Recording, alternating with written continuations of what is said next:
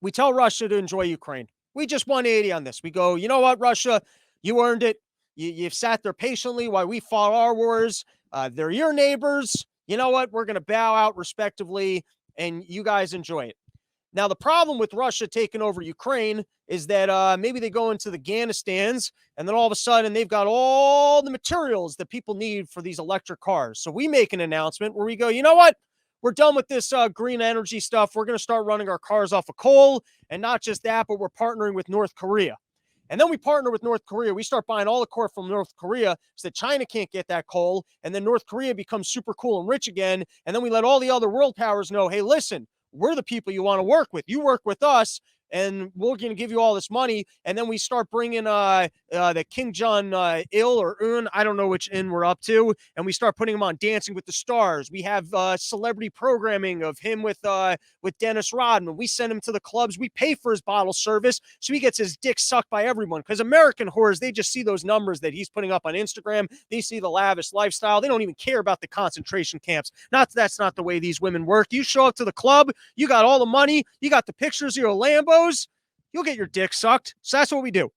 We make King Jong-un the newest, greatest leader in the entire world. And so everyone else out there knows there, hey, you work with the U.S., and then you get the good money, and then we keep our currency going. And at the same time, it's very obvious that our political elites, they get profits from going to war. They want to go to war with someone. So let's just go back to going to war with countries that don't have nuclear. I mean, I guess what I'm saying is I'm anti-war. I think it's dumb. I think it costs us too much money. But the world leaders, they've just done an incredible thing where they said, hey, listen, if you don't let us go to war with shitty countries that don't have nuclear weapons, we'll start threatening to go to war with countries that do have nuclear weapons. And I'm going, you know what, political elites, you know what, deep state, you win. Have your war with shitty, tiny countries, run up the money, just take what you need from us, and just don't go to war with the nuclear countries. So maybe we go back to war with Vietnam. It's been a while since we've been there.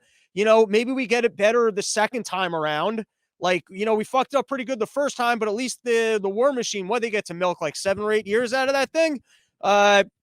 So, you know, I'm just saying at least change it up. And then here's the nice thing about if we start running our electricity from coal, and we get rid of the need for these batteries, we're just cutting out the middleman. You know what I mean? Like instead of having to burn the coal and the electricity so that you can magically still, you know, get your non-green energy into your electric vehicle that probably doesn't last as long as a car, probably isn't as easily recyclable.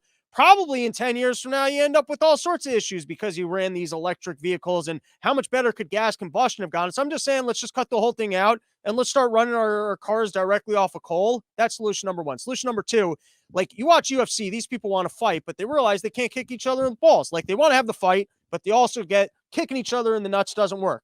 So maybe we just have to figure out a system where you just agree, hey, Russia and the U.S. will go to war, and we just won't use nukes. And then you guys can have your fun little war without people like me who just want to yell from their apartment in Connecticut having to get vaporized in a nuclear bomb, which brings us to what the better solution would be. Instead of us fighting fights for our overlords, why don't they just have a duel for Ukrainian profits? Just let Putin and Biden, they can go out there, they can duel with each other. They can decide who gets to make money in Ukraine.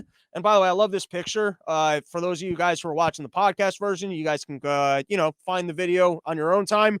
But I love the guy getting shot, basically reacting like C3. Oh, heavens, I've been shot. That wasn't nice. You hit me in the chest. Oh, dear. That is going to hurt.